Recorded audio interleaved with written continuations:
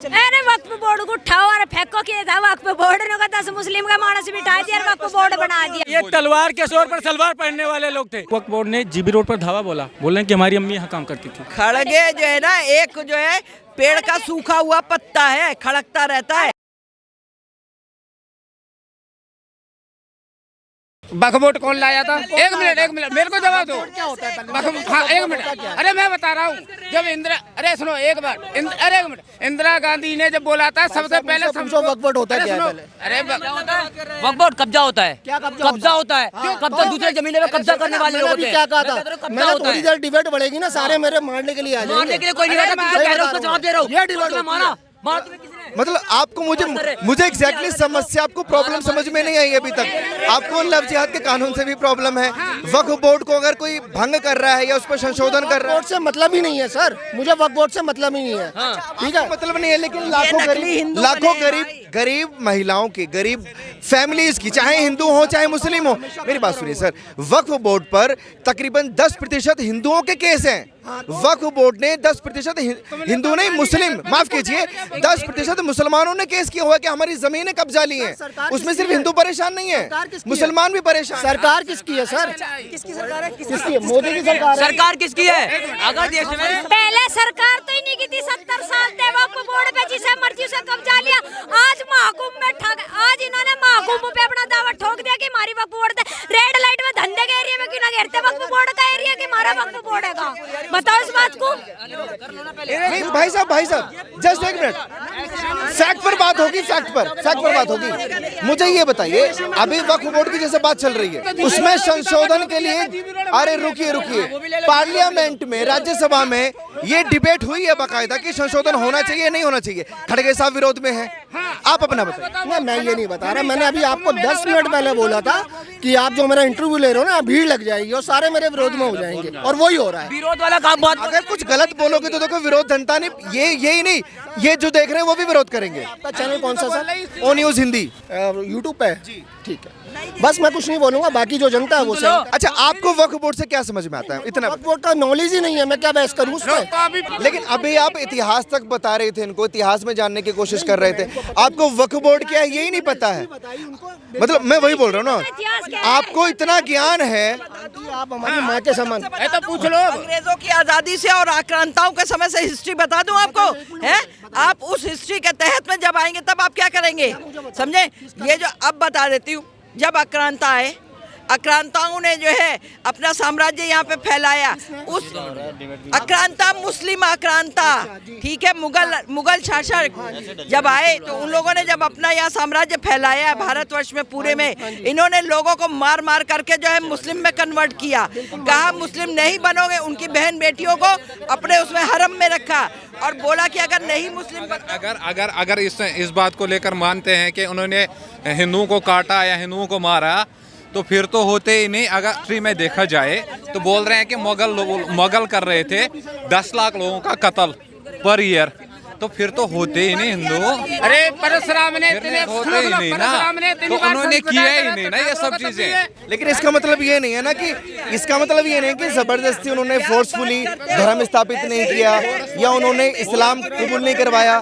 नहीं किया। आपका नाम जान सकता हूँ? मेरा नाम इम्तियाज है। इम्तियाज जी, 7वीं सदी से पहले क्या भारत में मुस्लिम थे? क्या मुस्लिम थे? मुस्लिम तो पूरी दुनिया में है भाई। अरे 7वीं सदी से पहले भारत में थे। जहाँ पर थे, यहाँ पर हर टाइम पे थे भाई। अरे इतिहास जानिए सर, ये सिर्फ मजहबी बातें मत कीजिए, फैक्ट पर बात कीजिए। जबरदस्ती इस्लाम थोपा गया है लोगों के ऊपर। माजी ने ये तलवार के जोर पर सलवार पहनने वाले लोग थे। मुस्लिम नहीं थे यहाँ, तलवार के जोर पर सलवार पहन लेते। और जहाँ तक बात परशुराम की हो रही थी, तलवार से कबूल किया, मर्जी से कबूल किया, लेकिन कबूल किया। और कई बड़े धर्मगुरु मौलाना ये मानते हैं कि हमारे पूर्वज हिंदू थे। आपको दिक्कत है ये मानने में? भाई वो चीज नहीं है। दो बोरी गेहूं में जोन से सिलवार गाल लेते ना, उस टाइम के लिगड़े ओढ़ेंगे। यहाँ कोई मुसलमान कुछ नहीं थे। औरंगजेब के जो जबरदस्ती बहन बेटियों की गैल में करी, उनके मतलब तनाव में आके उनकी वजह से उन्होंने मुस्लिम धर्म अपनाया। पर ये लोग क्या कह रहे हैं, मुसलमान यहाँ थे, यहाँ कुछ नहीं थे। और जो इस बात को माने, मुस्लिमों का पूर्वज भी माने। बहुत से मौलवी ऐसे भी हैं जो खुद मानते हैं कि हम पहले हिंदू थे, जिन्होंने अपना धर्म भी कन्वर्ट करा।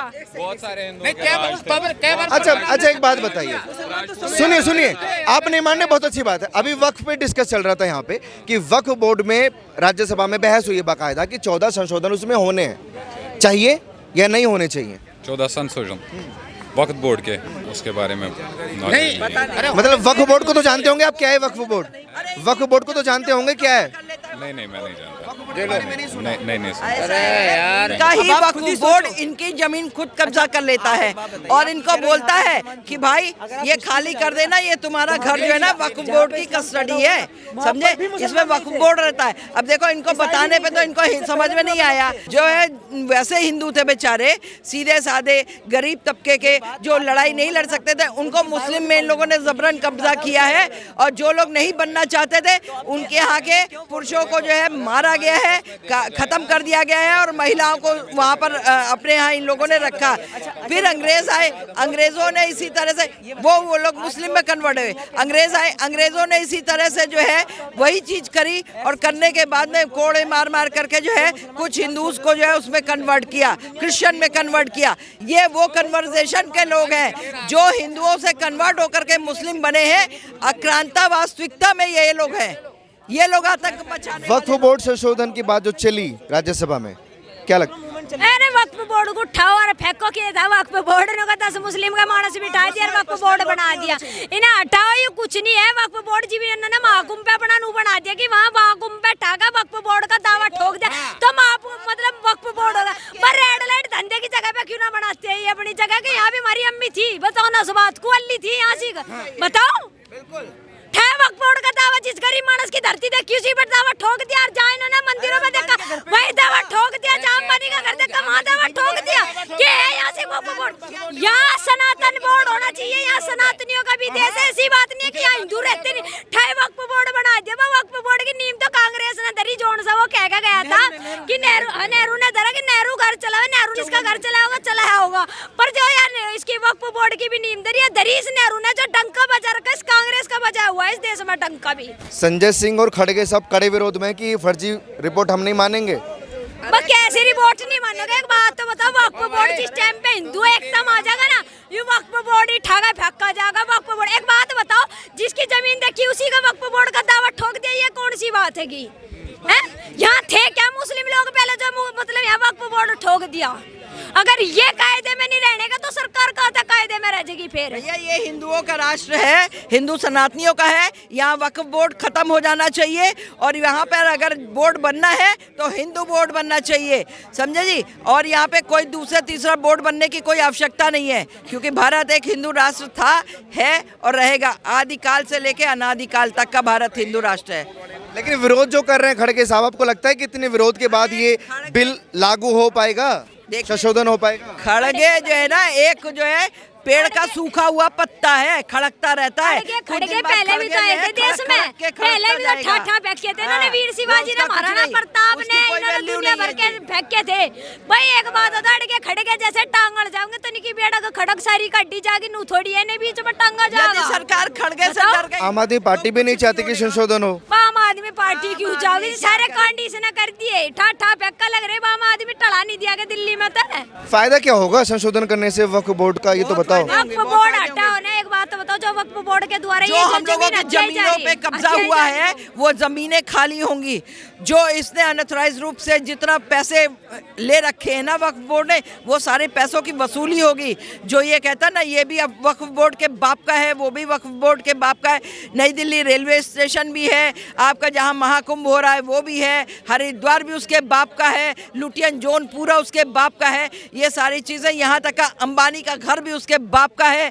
तो ये सारे वक्फ बोर्ड खत्म हो जाएंगे। जब वो खत्म हो जाएगा तो ये सब खत्म हो जाएंगे, सब चीजें वापस मिलेंगी। सिंह ने एक बात बोली है कि ये चाल है, पहले वक्फ बोर्ड को कब्जा किया जाएगा, फिर गुरुद्वारों को कब्जा किया जाएगा, फिर मंदिरों को भी कब्जा किया जाएगा। संजय सिंह भूल गया कि उसका जो आका है खुजली वाला, उस खुजली वाले ने क्या बोला था कि जैसे ही मेरी सरकार आती है मैं तन मन धन से पूरा वक्फ बोर्ड के साथ हूँ। मैं इतना करोड़ रुपए वक्फ बोर्ड को दूंगा, मैं पूरी दिल्ली वक्फ बोर्ड के नाम से ज़मीन लिख दूंगा।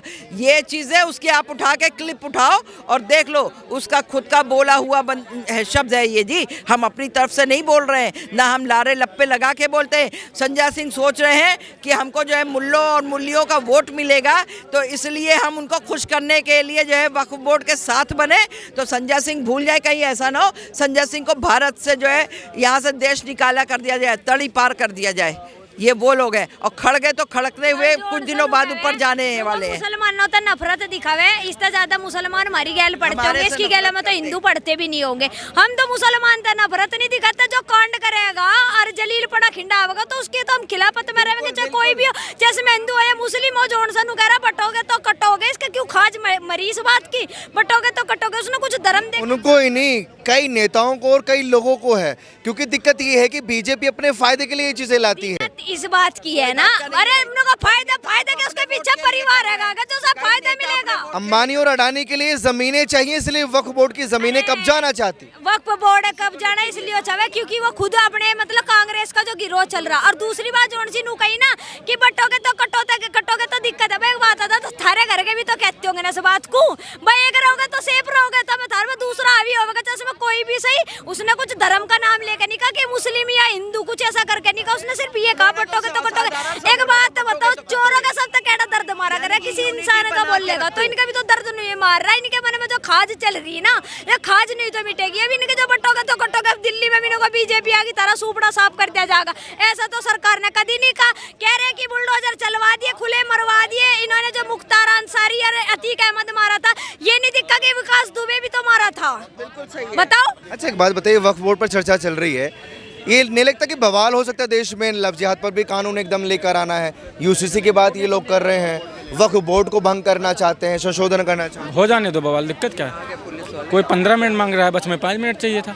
3.5 मिनट में फिल्म बनेगी। बवाल करोगे? जरूरत पड़ी तो बिल्कुल करेंगे। वक्फ बोर्ड ने सबसे बड़ी खबर यह है कि वक्फ बोर्ड ने जीबी रोड पर धावा बोल रहे हैं कि हमारी अम्मी यहाँ काम करती थी।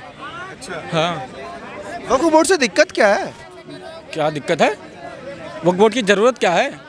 सनातन बोर्ड क्यों नहीं होना चाहिए? मांग कर तो रहे हैं आपके गुरु। हाँ तो बिल्कुल होना चाहिए मांग। गिरिनंदन ठाकुर जी। अब नहीं होना चाहिए, बहुत पहले होना चाहिए।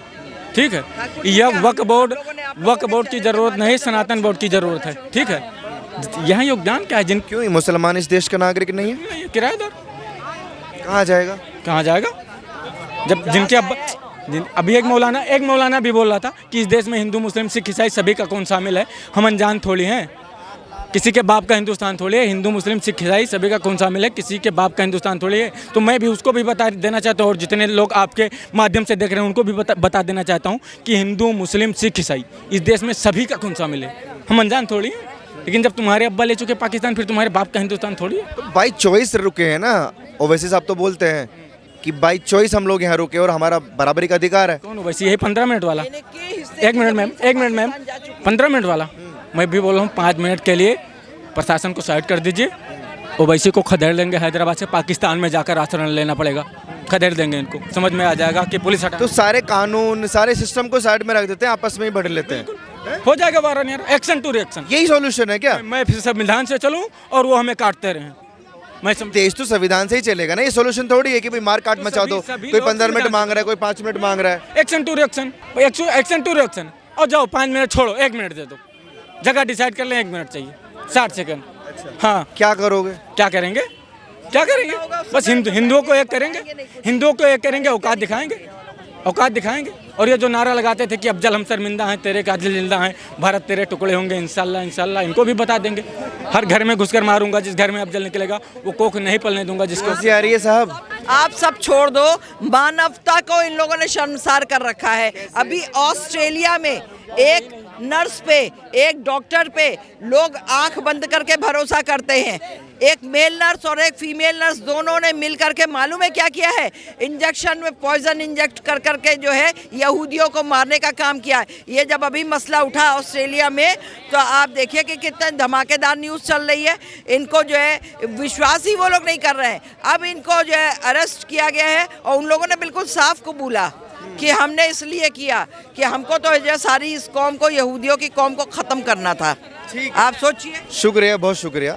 वक्फ बोर्ड संशोधन को लेकर जो हंगामा राज्यसभा में हुआ, उसी को लेकर मैं लोगों से बातचीत कर रहा था कि आखिर 14 संशोधन होने चाहिए या नहीं होने चाहिए। बाकी 3 बड़े संशोधन तो पहले से बोले जा रहे थे, वो मैं आपको बता देता हूँ कि गैर मजहबी यानी कि गैर मुस्लिम 2 लोगों का शामिल होना, और एक महिला को आयुक्त करना जो पहले नहीं थी, और जो ट्रिब्यूनल, वक्फ ट्रिब्यूनल में जो केस होता था उसको अब चैलेंज किया जा सकेगा, यानी कि कोई भी इंसान अब उसको चैलेंज कर सकेगा हाई कोर्ट में।